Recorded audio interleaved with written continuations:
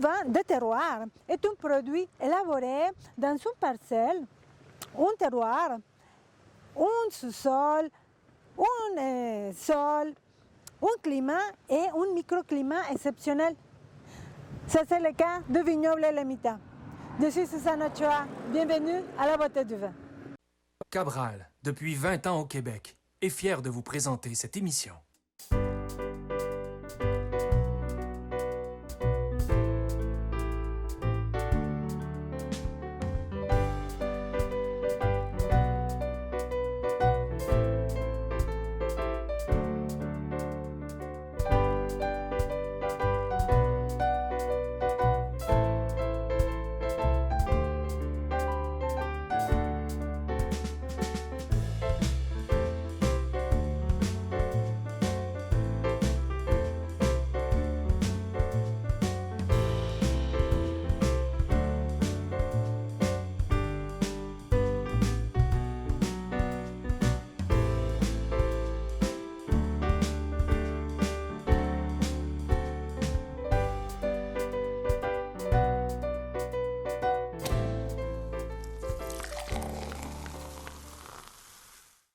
Bonjour, mon nom c'est Marcelin Turcotte, propriétaire du Vignoble du Mitan.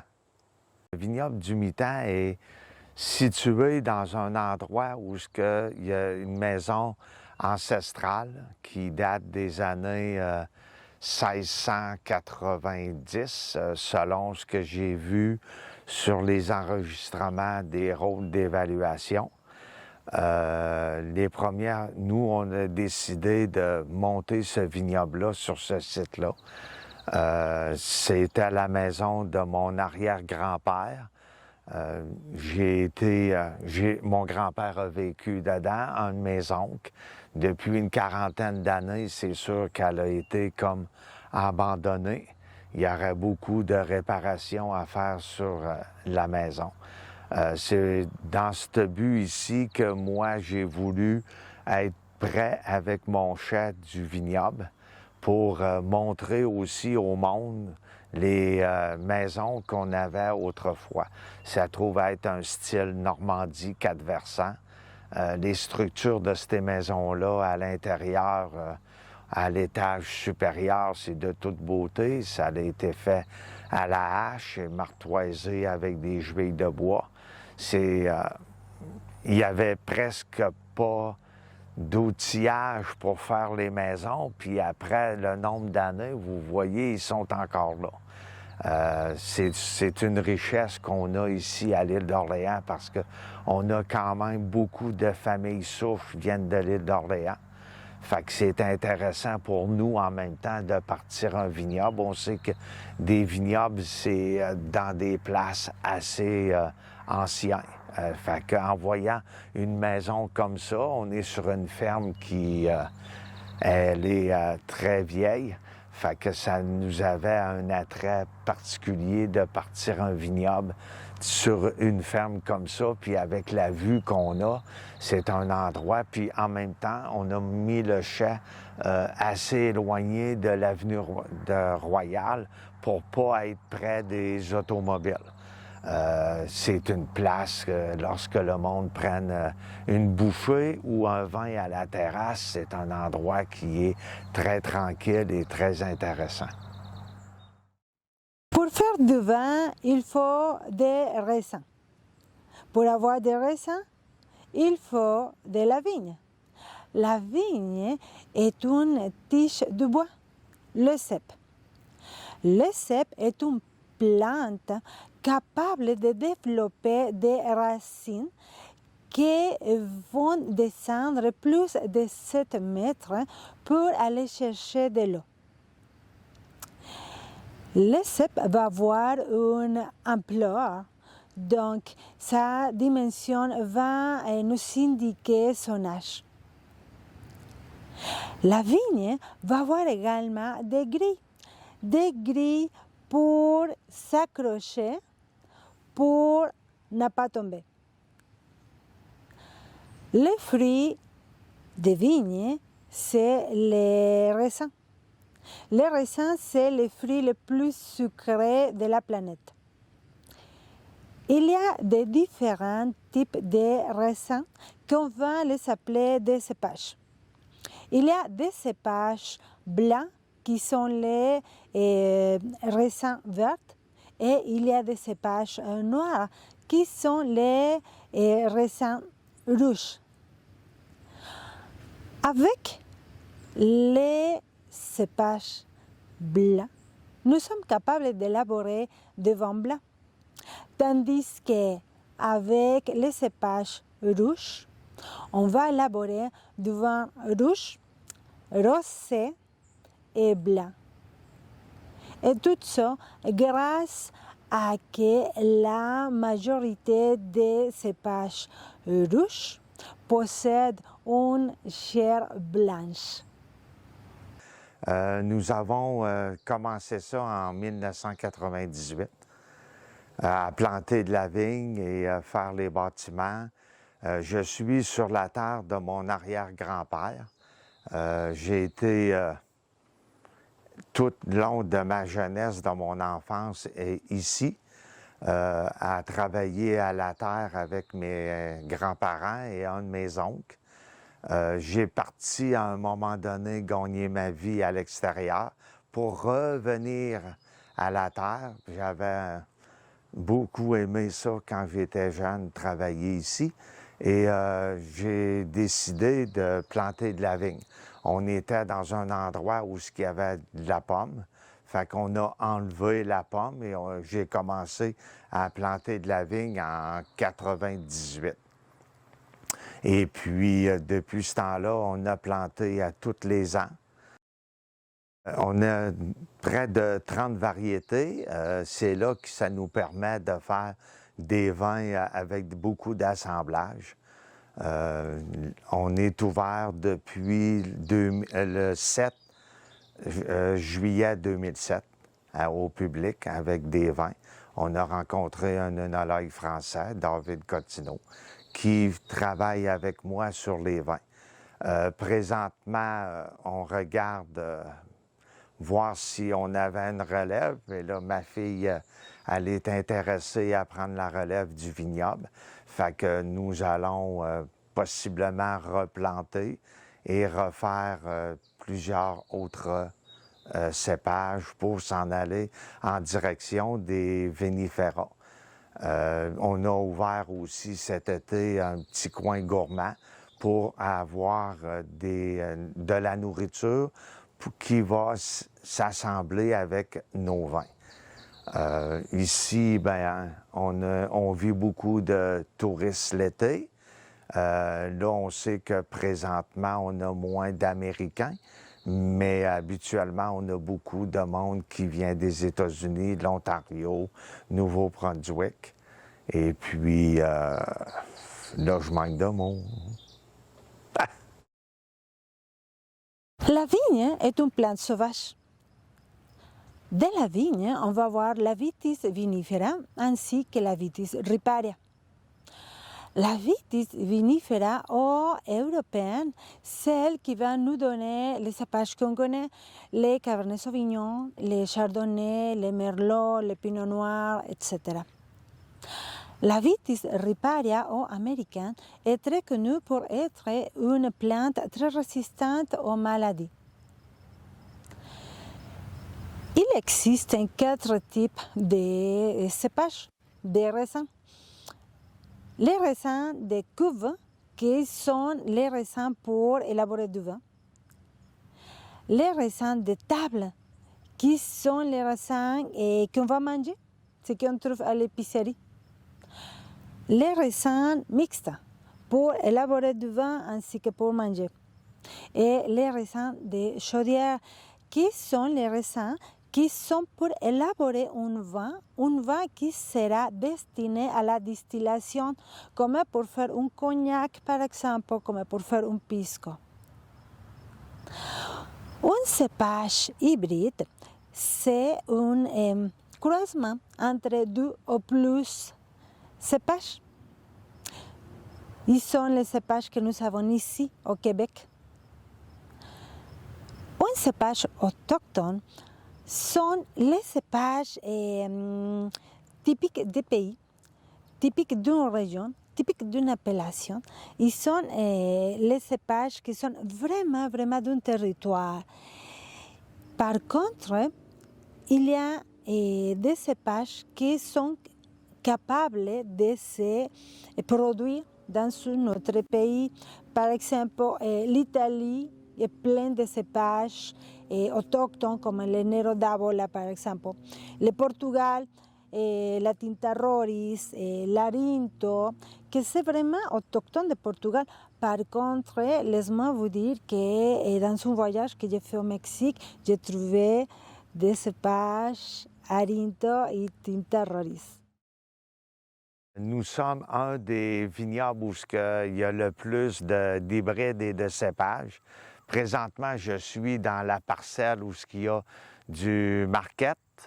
Dans un rouge, on a aussi du Radisson, du Maréchal Foch, on a du Sainte-Croix. Dans les blancs, on a du Vandal-Clich, on a de l'Acadia, on a du Muscat, du Crescent. Et on a commencé depuis les 3 dernières années à essayer le Cabernet Sévernier. On a planté aussi du Chardonnay, du Pinot Gris, Pinot Noir, du Riesling et tout dernièrement, nous avons essayé le Merlot. Éventuellement, on aimerait essayer peut-être le Cabernet Franc et peut-être le Cabernet Sauvignon. On sait que c'est des cépages où on a besoin beaucoup d'ensoleillement pour avoir des taux de sucre raisonnables pour la vinification, mais je suis un vigneron qui aime ça, à essayer des affaires un peu plus difficiles pour voir comment que la vigne va se comporter. On sait que c'est des vinifera. Ici, on abrille l'automne et puis on regarde peut-être pour faire une partie en serre pour pouvoir arriver à quelque chose avec le Cabernet Sauvignon, le Cabernet Franc. Nos assemblages, tous nos vins sont fabriqués ici sur les lieux avec tout ce qu'on possède d'hybrides et de cépages. Présentement, les cépages sont en test et les hybrides, on a beaucoup d'assemblages sur nos vins, ce qui donne des vins qui sont un peu différents d'autres producteurs qui ont des hybrides et des cépages. Notre gros ici de cépages qu'on possède est certainement le cépage québécois qui est le Vandal-Clich. Nos vins de glace sont fabriqués avec le Vandal-Clich, les vendanges tardives, des demi-doux. Puis le Vandal est une base de nos vins ici au vignoble du Mitan. Comme vous voyez ici au mur, on a la carte du monde. Et puis ça, c'est des touristes qui viennent de d'autres endroits. On a de l'Australie, le Brésil, l'Argentine, le Mexique, les États-Unis, l'Europe, la Chine, l'Indonésie. Fait qu'on voit que le monde voyage beaucoup, vient visiter les vignobles au Québec et c'est très intéressant de voir ça. Chaque fois qu'il vient des touristes à l'île d'Orléans en autobus organisé, ben qu'on voit qu'ils viennent de d'autres pays, on leur remet une petite pine, puis ils sont très contents de venir marquer le pays d'où ils viennent d'origine. Je vous invite à visiter le site web labeautéduvin.com. Donc vous allez trouver de belles chroniques, de super belles photos, et le parcours de la beauté du vin et les services de la beauté du vin. Allez visiter, beaucoup de belles surprises, labeautéduvin.com.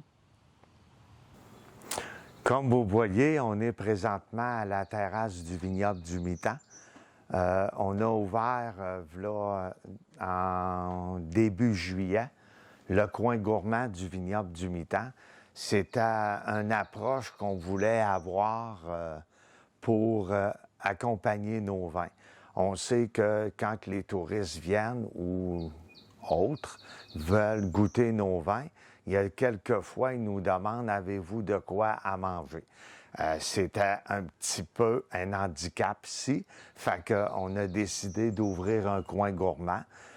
Présentement, ben, comme ma fille veut prendre la relève, c'est ma fille qui fait les assiettes pour aller à la terrasse. Ici, on offre des assiettes de fromage, des charcuteries, des fromages proviennent de l'île d'Orléans. Presque la moitié de nos menus qu'on a vont être des produits du terroir. Je tiens beaucoup au vignoble du Mitant à encourager les producteurs de l'île d'Orléans. On a aussi des assiettes de charcuterie. On a vraiment une très bonne sandwich aux rillettes de canard. On a une sandwich au smoke meat. On a un bon panini au jambon effiloché. Puis on a découvert présentement une belle petite salade aux framboises pour accompagner la saison estivale. On sait que de quoi qui est frais en bouche, c'est très intéressant avec le fromage de chèvre. Fait que tous les produits sont ici de l'île d'Orléans, des 2 fromageries de l'île d'Orléans. C'est accompagné d'un verre de vin du vignoble du Mitant, l'Aube. Fait que c'est très rafraîchissant. C'est pareil pour tous nos autres menus. On va avoir des fines herbes qui sont ici de l'île d'Orléans. On a le canard qui est de la ferme Orléans. On a, dans un avenir rapproché, on va varier un peu nos menus avec les saisons. On va essayer comme là, on a une salade aux framboises, elle va devenir au bleuet avec la saison. Cet automne, les pommes. Fait qu'on essaye de varier. C'est très apprécié du monde qui vient ici parce que ça nous était beaucoup demandé. Fait qu'on a décidé avec moi puis ma fille d'ouvrir un beau petit coin gourmand. Puis avec la vue qu'on possède, c'est super. Là, c'est vrai, des fois, dans mes paroles, je bafouille, là. C'est pendant l'hiver qu'on va préparer les vignobles. Donc, on va nettoyer les terrains, on va brasser la terre et pour l'aérer, pour ainsi la rendre plus perméable. C'est pendant l'hiver qu'on va faire la taille. Donc, on va couper les branches et on va les donner la forme à la vigne pour la laisser reposer pendant tout l'hiver. Le cycle végétatif arrive avec le printemps. Et puis, on va commencer avec la croissance. La vigne va sortir, va dégager une goutte de sève. Donc, c'est là qu'on dit que la vigne pleure. Et c'est là l'indication que le cycle végétatif commence. Ensuite, on va avec les débourrements. Dans les débourrements, les bourgeons vont écloser. Donc, les bourgeons, que c'est environ de la grandeur d'un pouce, va écloser et toutes les feuilles vont sortir. Lors du printemps, on va faire encore une fois la taille. Mais à ce moment, on va couper seulement les branches les plus longues parce qu'ils ne serviront pas. Au début du printemps, commence tranquillement la floraison. Donc, les bourgeons vont commencer à avoir la forme d'une grappe de raisin petit, avec des petites bulles. Chaque petite bulle va devenir une fleur. Et chaque petite fleur va devenir un raisin. En haut, c'est là qu'on va voir l'étape du cycle végétatif la plus colorée, la plus beau de tout le cycle. Donc, c'est là que les raisins vont commencer à gonfler, vont commencer à se remplir de jus, de sucre naturel. Et puis, c'est là que les couleurs vont changer. Donc, dans une grappe de raisin, on va trouver la couleur rouge, jaune, orange, rose, et mauve, violette, lilas et même bleu. Donc, c'est l'étape la plus colorée. Après, en septembre, début septembre environ, les raisins vont avoir sa vraie couleur. Après, c'est l'œnologue qui va venir pour nous indiquer est-ce que c'est le bon moment de faire le vendange ou pas encore. Le vendange va venir en septembre-octobre. Je présente mes produits que nous fabriquons ici au vignoble du Mitant. Nous avons un rosé ici qui est très fruité. Il va goûter les fruits des champs. Il va aller très bien en accompagnement, surtout pour la saison estivale, à la terrasse, en apéro, avec tout ce qui est le porc, les poissons comme le saumon. C'est un excellent rosé. On l'a depuis notre ouverture qui fait déjà, on débute notre 15e année. Nous avions ouvert dans ce temps-là avec le rosé, la barrique, et on a réajouté il y a 4 ans, qui est l'héritage. L'héritage, c'est comme un mélange de Vandalclich et de Muscat. On a sur les agrumes et les fruits tropicaux. C'est un produit qui va très bien avec les crustacés. C'est un demi-sec en apéro, c'est excellent. Je reviens un petit peu sur le rosé, qu'il est fabriqué avec du radisson, du pignonnier et du Sainte-Croix. C'est qui nous emmène cette couleur. C'est un vin qui est macéré avec la plure des raisins. Et aussi, on produit la barrique, qui est un de nos premiers produits que nous avons sorti en 2007. La barrique, elle est boisée de chêne américain. C'est le seul produit présentement qu'il est en baril de chêne. Il est très sec, 1,3 g de sucre par litre. Il va aller bien avec les pâtes Alfredo et les poissons à chair blanche. Il est fait de 100% Vandalclich. Les 3 suivants, nous fabriquons un rouge, le Rigolet. Il est fait de Marquette, Sainte-Croix, Maréchal Foch et Lucie Cullman. Il est boisé de chêne américain et de chêne français. Nous boisons dans les cuves d'acier inoxydable en suspension avec le chêne américain et le chêne français.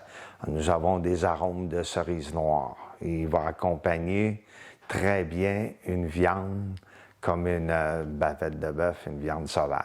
Il est très intéressant. Le deuxième suivant, c'est le Mitant. Le Mitant, c'est un vin de demi-doux qui va aller très bien en entrée avec des pains baguettes et des terrines de canard, des rillettes d'oie. C'est un petit vin qui est plus sucré en étant demi-doux. Il est fait de Vandalclich pur. On fabrique aussi avec le Vandalclich notre vendange tardive, qui est des arômes d'amande. Et puis, il est, pas d'amande, de mangue. Et puis, il est très intéressant. C'est une partie de la fin de nos presses de vin de glace, ce qui nous emmène des arômes très intéressants. On trouve qu'il va aller très bien avec les fromages.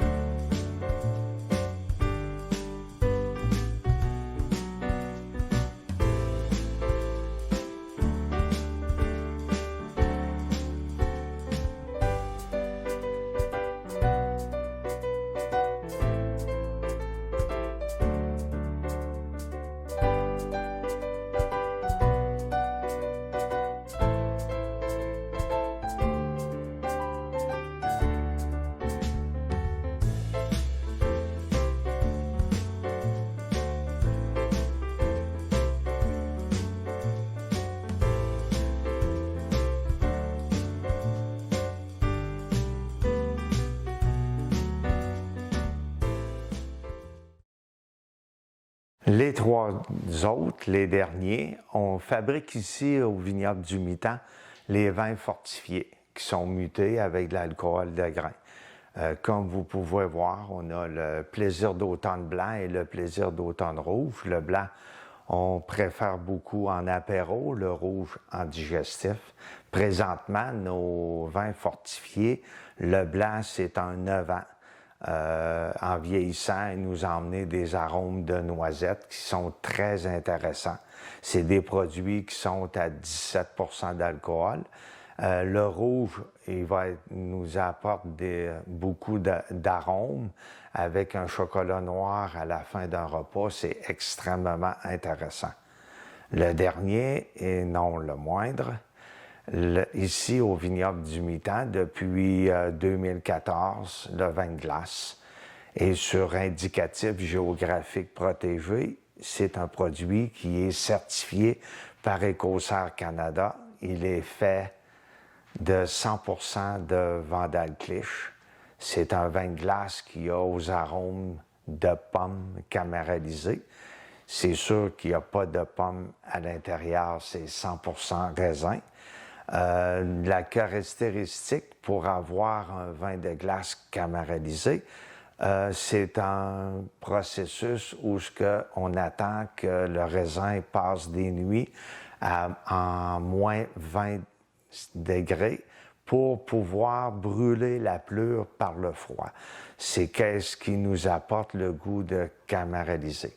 Les pommes qu'il y a à l'intérieur, lorsque moi je l'ai goûté la première fois, ça me rappelle beaucoup les pommes cuites au four de ma grand-mère avec des cassonades. C'est un délice et les touristes qui viennent au vignoble adorent le vin de glace, le verglas. Merci beaucoup pour cette émission. À la semaine prochaine. Cabral, depuis 20 ans au Québec, est fier de vous présenter cette émission.